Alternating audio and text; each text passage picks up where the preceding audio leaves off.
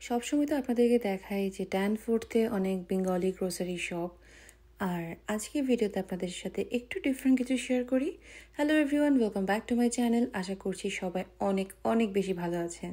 So বেশ অনেকদিন পরে নতুন আরেকটা ভিডিও নিয়ে ব্লগ ভিডিও নিয়ে চলে এলাম আপনাদের সামনে। আর আজকের ভিডিওতে আমি শেয়ার করব একটা বেঙ্গলি গ্রোসারি শপ, তার সাথে একটা পাকিস্তানি বা ইন্ডিয়ান গ্রোসারি শপও বলতে পারেন, যেখানে অনেক বাংলাদেশি আইটেমও পাওয়া যায়। এরকম একটা শপ যেটা কিনা মিসিসাগাতে। সো মিসিসাগার ডিক্সি রোডে কিন্তু এই গ্রোসারি শপগুলো আছে। সো এখানে প্রথমে আমরা চলে যাই ইকবাল ফুডসে। আর ইকবাল ফুডস কিন্তু অনেক অনেক বেশি পপুলার। এই সুপার শপটা এত বেশি ক্রাউডেড ছিল যেটা বলার বাইরে। আমরা যেহেতু গিয়েছিলাম রমজানের সময়, ঈদের আগে, তাই স্পেশালি পাকিস্তানি অনেক আমরা কাস্টমার দেখছিলাম, আর সেই সাথে প্রচুর বাঙালি ছিল। আর সবসময় আমি শেয়ার করি উইন্ডসরে বেঙ্গলি শপ বা ড্যানফোর্থে, স্কারব্রো ড্যানফোর্থের বেঙ্গলি শপ। তাই ভাবলাম আজকে একটু অন্য সিটিতেও, মিসিসাগা সিটিতেও বেঙ্গলি শপ কী কী আছে না আছে তার ছোট্ট একটা ভিউ আপনাদের সাথে শেয়ার করি। তো এখানে আসলে ভিডিও করাটা খুবই ডিফিকাল্ট হয়ে যাচ্ছিল, যেহেতু আমি আমার ভিডিওতে কারোর ফেস আনাটা পার্সোনালি আমারও পছন্দ না, কারণ সবারই একটা প্রাইভেসি ব্যাপার থাকে। সো বেসিক্যালি আমি এখানে প্রাইসগুলো দেখছিলাম, আর এখানে ন্যাচারাল যা যা থাকে, চাল ডাল, দেন বিভিন্ন স্পাইসেস, যেগুলা বেঙ্গলি স্পাইসেস অলসো, অ্যান্ড এরকম যা থাকে সবগুলোই ছিল। তবে অনেক বেশি ক্রাউডেড ছিল যেটা বলছিলাম, তাই ভিডিও করা একটু ডিফিকাল্ট হচ্ছিল। তা আমি জাস্ট একটা ওভারভিউ নেওয়ার ট্রাই করেছি। আর এছাড়া প্রাইস আমার কাছে রিজনেবলই মনে হয়েছে। অ্যাভারেজ, অত বেশি একদম খুব আহামরি কম না, আবার খুব বেশিও না। So reasonable. সো আপনারা যারা এই ইকবাল ফুডসের আশেপাশে থাকেন, আপনারা চাইলে কিন্তু এখান থেকেও আপনারা গ্রোসারি করতে পারেন। প্রাইস অনুযায়ী এটা একটা পারফেক্ট প্লেস। আর এছাড়া আমি দেখছিলাম এখানে কি কি মাছ পাওয়া যায়। আর ইলিশ মাছটা আমি দেখছিলাম এখানে, যে ইলিশ মাছের প্রাইসটা আমার কাছে একটু বেশি মনে হয়েছে। যেমন এখানে কিন্তু আপনারা চাইলে ছোট ইলিশ মাছগুলো পাবেন, যেগুলো 600-700 গ্রাম হয়। আবার এই যে বড় ইলিশ মাছগুলো পাবেন, যেগুলো 1000 থেকে 1500 গ্রামও হয়ে থাকে। তো সব কিছু মিলিয়ে প্রাইস আমার কাছে মনে হয়েছে ইলিশ মাছের একটু বেশি। বাট এটা ডিপেন্ড করে কোয়ালিটি দেন সাইজের উপরও। যেমন ছোট ইলিশ মাছগুলোর দাম একটু কম হয়, দেন যেগুলো একটু বড় ইলিশ মাছ সেগুলোর দাম একটু বেশি হয়। সো এভাবে আসলে ইলিশ মাছের দামটা ডিপেন্ড করে। আর এছাড়া আমি এখানে দেখছিলাম হার্ড চিকেন আছে কিনা, যেহেতু এবার আমরা ড্যানফোর্থের দিকে যাইনি, সো আমার হার্ড চিকেন কেনা হয়নি। আর তারপরে আমরা এখান থেকে বেরিয়ে যাই আর চলে যাই দিক্সি বাজারে। সো দিক্সি বাজারে যাওয়ার আরেকটা রিজন হলো, দিক্সি বাজার থেকে আমরা ইলিশ মাছ নিব, যেহেতু আমি আজকে দুটো সুপার শপেই যাব বলে এসেছিলাম এই সাইডটাতে। আর তারপরে ভাবলাম যে ঠিক আছে, যাই একটু ঘুরে আসি এখান থেকেও।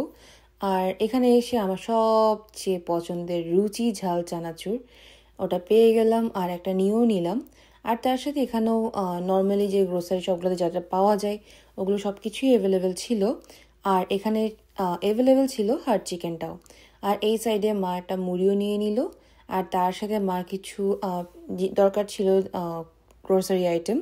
সো ওই আইটেমগুলো মা নিয়ে নিল। আর আমার তো এদিক ওদিক করে খালি রুচি ঝাল চানাচুরের দিকেই চোখ চলে যায়। আর এখানে দেখলাম কি চিকেন বা ফিশ সব কিছুর প্রাইসই মোটামুটি রিজনেবলই ছিল, খুব আহামরি বেশি না।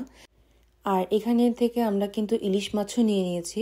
আর ইলিশ মাছগুলো কিন্তু টেস্ট অনেক ভালো ছিল, কারণ মা তো অলরেডি রান্না করে ফেলেছে। সো খেয়ে আমাদের অনেক অনেক ভালো লেগেছে ইলিশ মাছগুলো। আর ইলিশ মাছ যেহেতু এখানে ফ্রোজেনই আসে, তাই বাংলাদেশের মতন ওরকম টেস্ট তো এখানে কখনোই সম্ভব না। বাট যেটা পেয়েছি সেটা আসলে অনেক ভালো ছিল। কারণ লাস্ট টাইম আমরা যখন ড্যানফোর্থ থেকেও নিয়েছিলাম, তখনও আমরা ইলিশ মাছের টেস্টটা করেছিলাম। বাট এবারে যখন আমরা এই দিক্সি বাজার থেকে নিয়েছি, ইলিশ মাছের টেস্ট অনেক মজা ছিল। আর এরপরে মা এখানে দেখছিল যে এসেন্স পাওয়া যায়। আর এছাড়া কিন্তু এখানে হার্ড চিকেনও পাওয়া যায়। আর ড্যানফোর্থে হার্ড চিকেনগুলো আসলে প্যাকেট করাই থাকে, তো ওভাবে আসলে ওয়েট করা যায় না। বাট এখানে হার্ড চিকেনগুলো কিন্তু আপনার সামনে কেটে দিবে। সো এই ব্যাপারটা ভালো। আর হার্ড চিকেনের ড্যানফোর্থ থেকে আমরা নিয়েছিলাম 6টা প্যাকেট, $24। 6টা প্যাকেট $24, আর 8টা নিলে $25, এরকম সামথিং ডিসকাউন্টে ছিল। আমার প্রাইসটা এক্স্যাক্টলি মনে নেই এখন। বাট এখানে কিন্তু পার পিস $4 করে, পার প্যাকেট $4 করে একটা হার্ড চিকেন। আর এখানে ওনারা কেটেও দিচ্ছিলেন।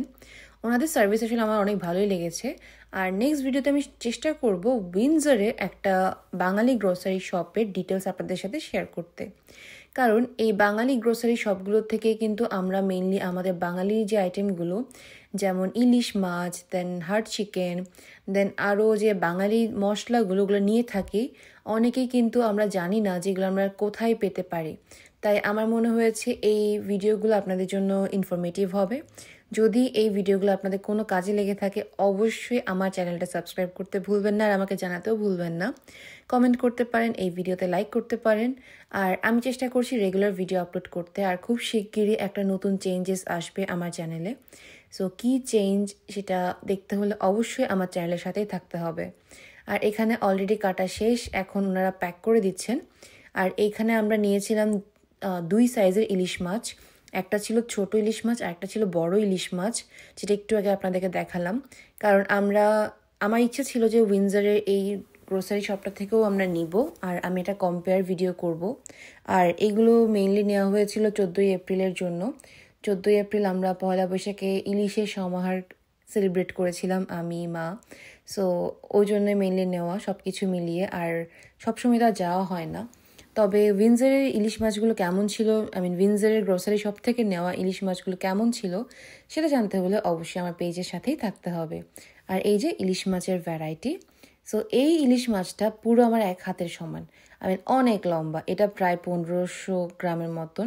আর এখানে ছিল শুটকি, আর শুটকির প্রাইসটাও বেশ রিজনেবলই ছিল। আমার এই মুহূর্তে এক্স্যাক্ট প্রাইসটা মনে না থাকলেও বেশ রিজনেবলই ছিল। আর এছাড়া আমি দেখছিলাম এখানে চানাচুরের প্রাইসটাও। সো এখানে পার পিস $7 করে, যেটা 500 গ্রাম। সো 500 গ্রামের দাম $7, মানে এই ধরুন 600 সামথিং। সো যাই হোক, এরপরে আমরা হার্ড চিকেনগুলোও নিয়ে নিই। আর এখানে মা বেশ অনেকগুলো হার্ড চিকেন নিয়ে নিচ্ছিল, এই যে আপনারা দেখতেই পাচ্ছেন। এই সবগুলো কিন্তু আমরা নিয়েছি।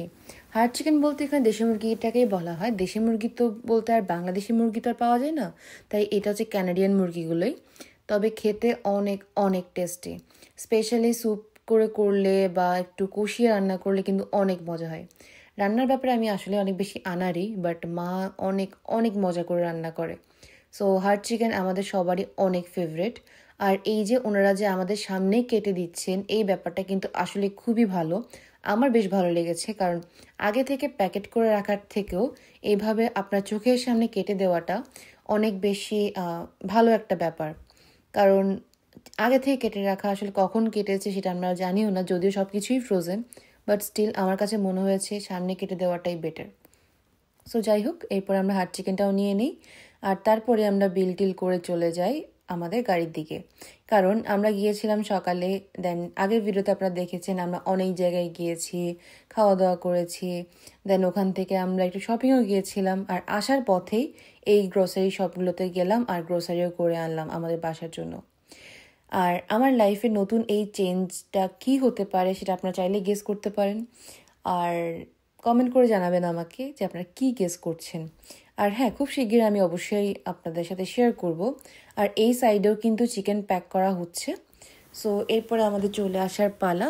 আর আসার সময় আমার মা তো সবসময় বের হওয়ার সময় এটা ওটা দেখবে, আর কিছু লাগলে ওটাও নিবে, না লাগলে ওটাও নিবে, এটাই মার হ্যাবিট।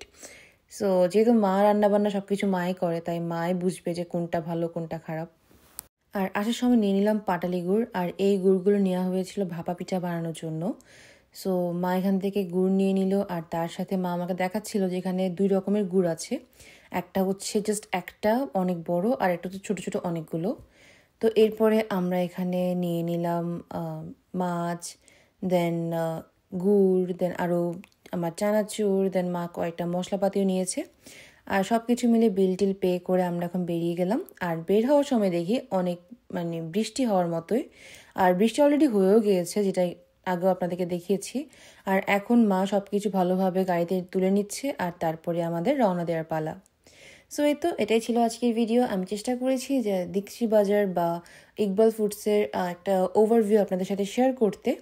আশা করছি আপনাদের ভালো লেগেছে। যদি ভালো লাগে অবশ্যই আমার চ্যানেলটা সাবস্ক্রাইব করবেন, আর এই ভিডিওটা ভালো লাগলে কিন্তু লাইক করতে পারেন।